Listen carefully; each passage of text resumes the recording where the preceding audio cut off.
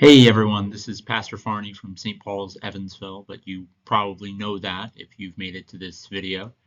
Today I'm going to talk to you through a short lecture on what I'm calling the devotional life. This is the topic of the Bible study that I'm teaching over the next few months at our normal 9:30 time between services.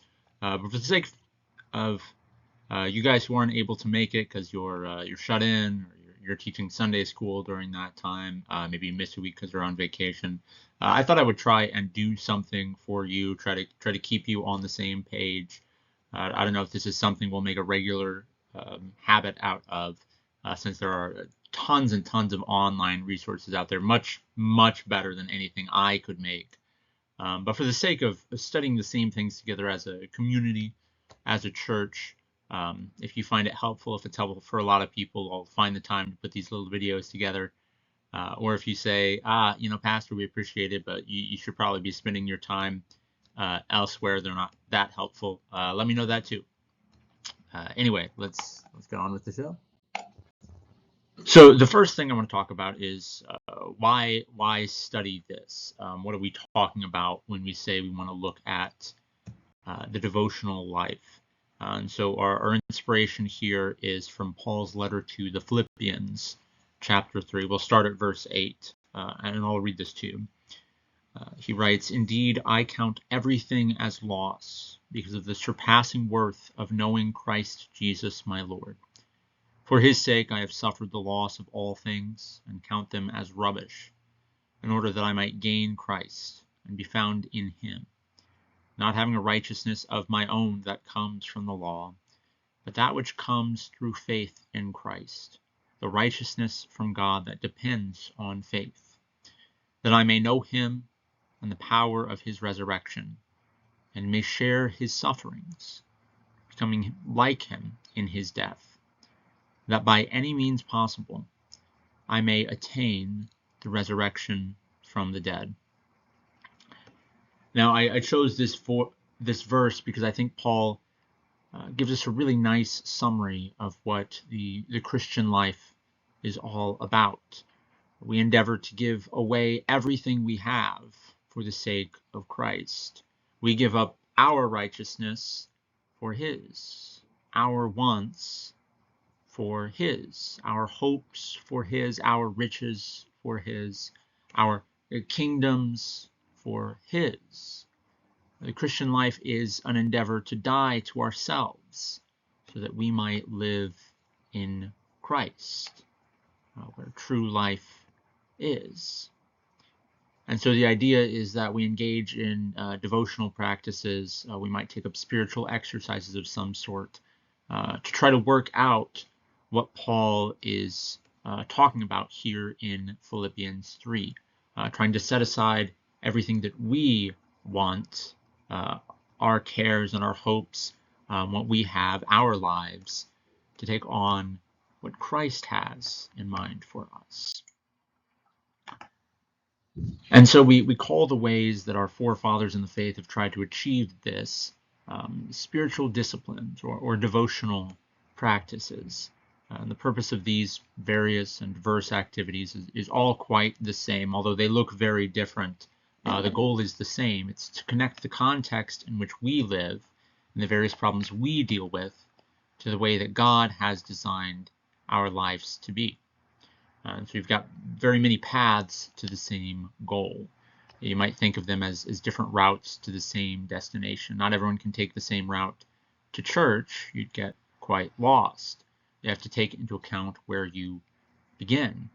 Nevertheless, many of the steps might be the same for many of us. So for example, if you're in a place where you really struggle with trusting your life to God, you'll want to find a practice that helps you let go of control, helps you give that over to God. If you struggle with compulsions or addictions of some sort, you might want to find a practice that helps you form your desire for God and not for those other things that take you away from God.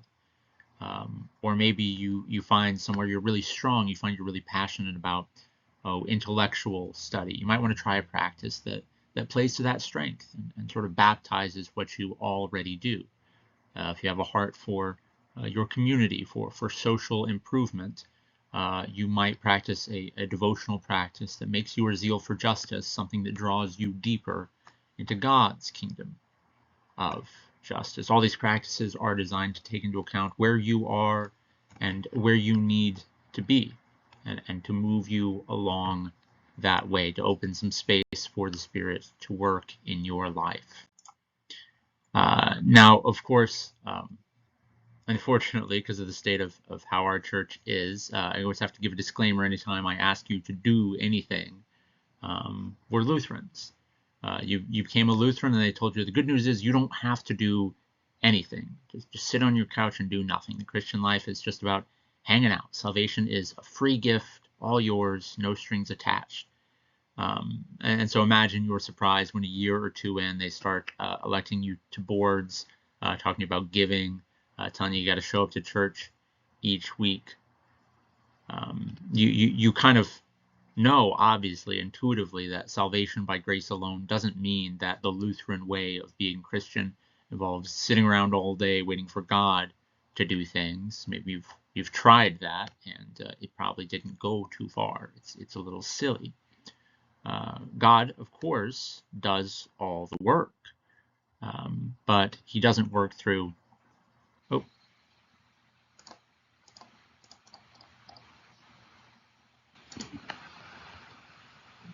I seem to have gone a slide too far. Sort of new to this technology. At any rate, God doesn't work through magic. I suppose he could, but he's chosen not to do that. God works through means. There's a very Lutheran understanding of how God can do it all, and yet, boy, it sure looks and feels like we're doing a lot of the work. The Baptists are wrong. You don't make your decision for Jesus. But if you're an adult convert, it sure feels that way. God works through means. He works through conversations. He works through you reading the scriptures. The means that we normally talk about are word and sacrament. That's what we base our ministry around. These are the places where God has promised to show up. These are sure and certain means. God says his word does not return to him empty.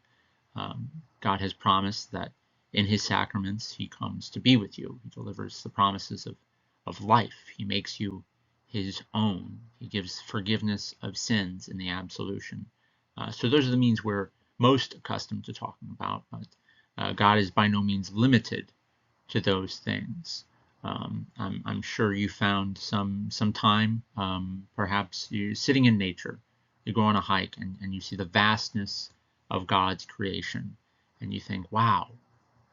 Maybe you're drawn to the scripture where it says, what is man that you are mindful of him? And you think that the God who made all these things loves even you, loves especially you, was willing even to die for you. You go, wow. And that time in nature drew you closer to God, helped you to know the love of God a little more. That was a means through which God was working. Now, there's a reason our worship doesn't involve just hiking up a mountain every week and going, wow, look at that. That's not where God has promised to be. It's not a surefire thing. But it's one of many ways that God can work if he chooses to do so. So the idea is that we make some space for God in our devotional practices. We try to draw near to God, even as he has promised to draw near to us, which kind of helps you think not all of these are going to be suited for everyone. Some of these are really going to work for some people. Others just won't have the personality that's suited to drawing close to God in this way. And so the goal of this class, what we're going to try to do here is not to introduce you to 10 alternative little reading and prayer books, 10 alternatives to portals of prayer, although we will run through some different things that you might try. I like portals of prayer. It's a really pretty good resource. But we'll look at kind of a variety of those kinds of resources. But the purpose is not just to show you different resources. It's to help you reorient your whole life to be a life of devotion to God. This is not trying to sew another little God patch onto the denim jacket of your life, but to put a God thread throughout the whole thing.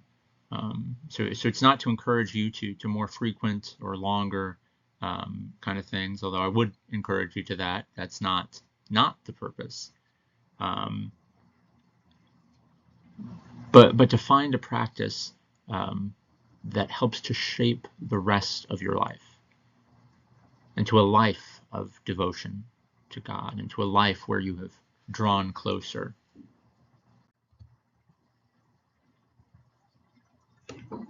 And so these words from Ephesians 1.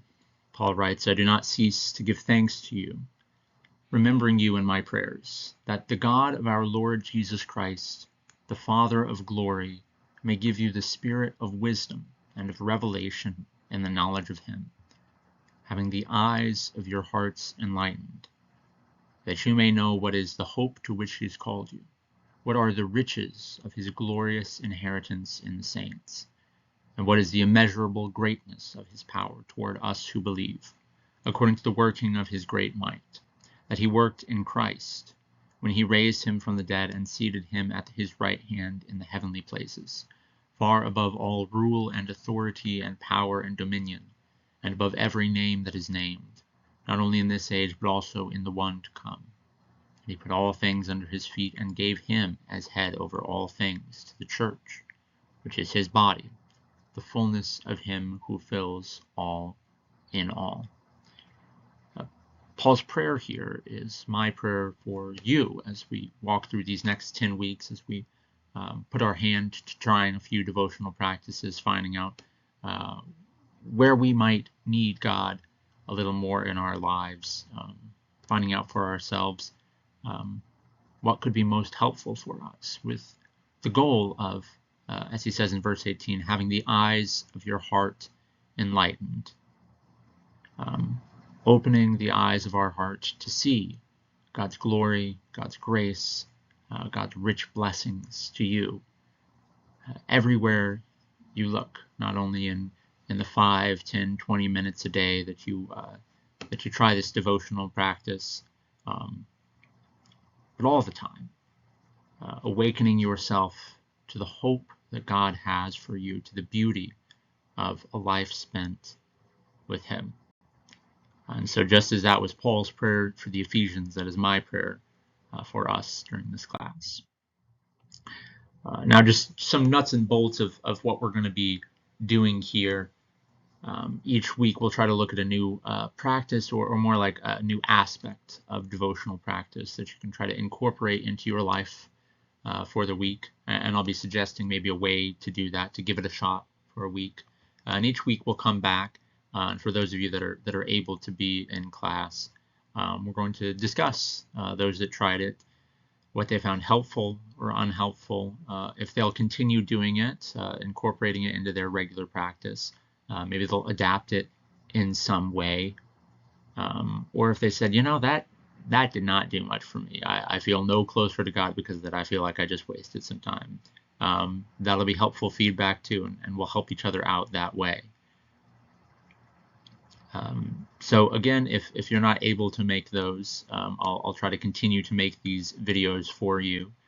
And hopefully this has been so brutally boring that you would never dream of skipping the in-person class to watch them.